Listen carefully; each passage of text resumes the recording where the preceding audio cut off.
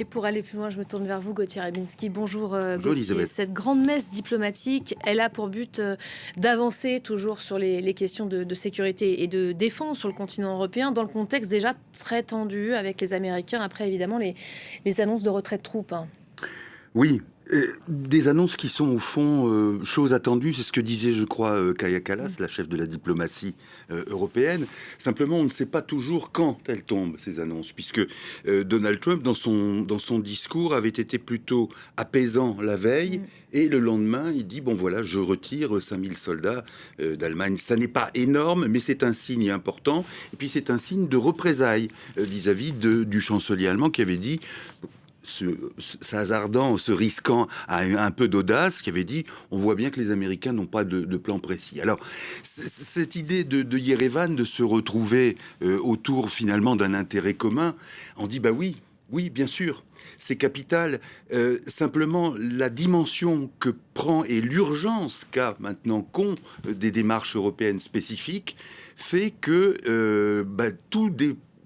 tout retard à l'allumage est quelque chose de nuisible et de nocif. Et on voit bien que là, en l'occurrence, il y a même des divergences, il y a des petites dissonances. Vous avez cité, par exemple, ce qu'a dit Mark Rutte, le secrétaire général de l'OTAN, qui a dit « les Européens ont reçu 5 sur 5 ». On se demande parfois si Mark Rutte n'est pas le canal de communication de Donald Trump. Bon, ça pose un problème par rapport à l'OTAN. Ça pose aussi un problème peut-être un peu moindre, qui est celui de l'Arménie. Vous savez que Nicole Pachinian, comme le rappelait Bilal, a été lâché en pleine campagne par la Russie, et que l'Arménie est maintenant presque contrainte et forcée dans l'initiative de Donald Trump qui vise à remplacer l'ONU. Bon.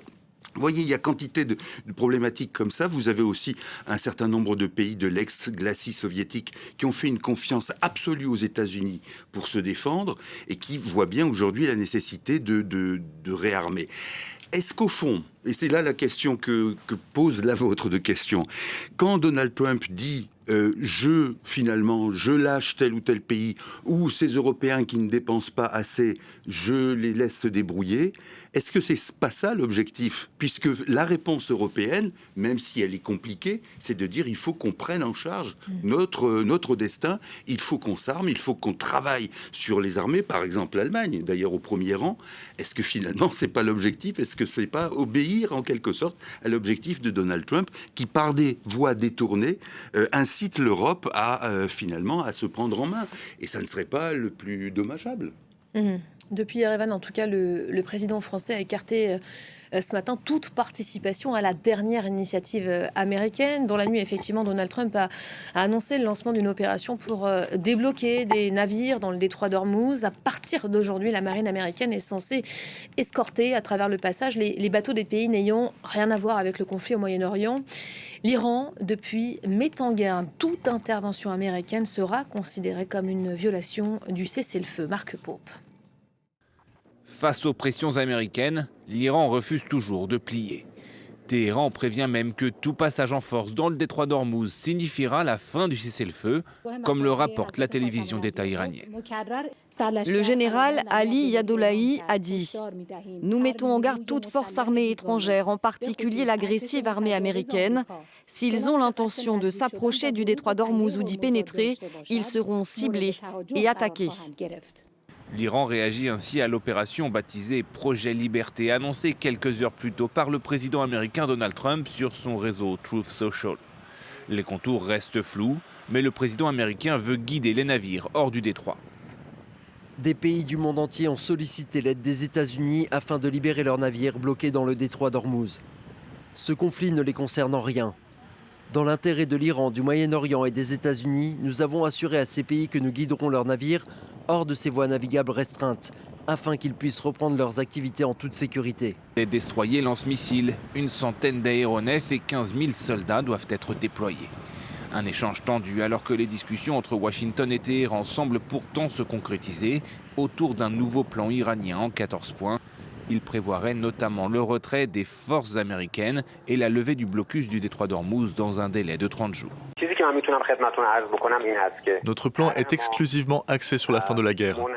Les points évoqués concernant les détails dans le domaine nucléaire ne sont absolument pas inclus dans ce plan. La question du nucléaire iranien reste un point de discorde important, mais le président américain Donald Trump a tout de même évoqué ce dimanche soir des discussions très positives avec Téhéran par l'intermédiaire du Pakistan.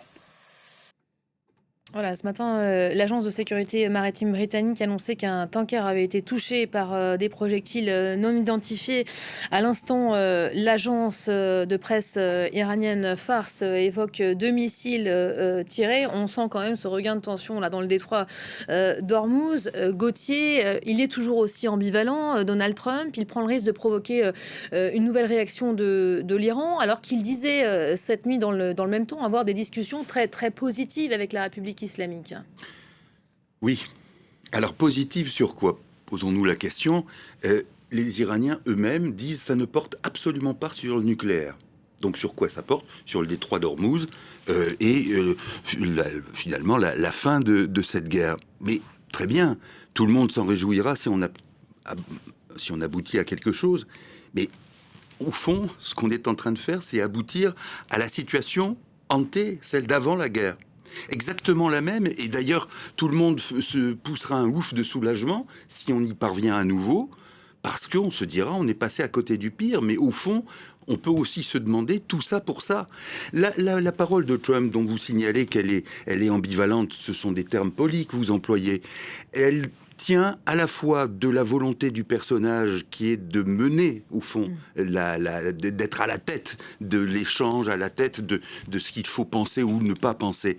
Ça tient aussi à la stratégie qui était celle de Steve Bannon, le gourou de l'extrême droite américaine, qui disait « il faut submerger non seulement les médias, mais les consciences, les hommes politiques, d'informations parfois contradictoires, parce que dans le tas, il y en a une importante qui se glisse, un projet important qui se glisse, et tout le monde est tellement saturé qu'on ne fait même pas attention à cela. Donc il faut prendre garde, parce que l'histoire, par exemple, du Project Freedom, qui vise à débloquer un certain nombre de navires, est-ce que ça n'est pas, non pas un rideau de fumée, parce que pour le commerce, c'est important que ces navires soient débloqués, mais est-ce qu'il n'y a pas autre chose qui va arriver derrière? Tout le monde sera focalisé sur cette question des navires, importante, et on ne verra pas le reste. Simplement, de l'aveu même des Iraniens, je reviens là-dessus, parce que c'est capital, la question du nucléaire n'est pas abordée.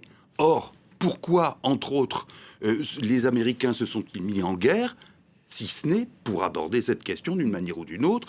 Souvenez-vous aussi, Donald Trump avait dit aux Iraniens opposants « Tenez bon, nous arrivons ».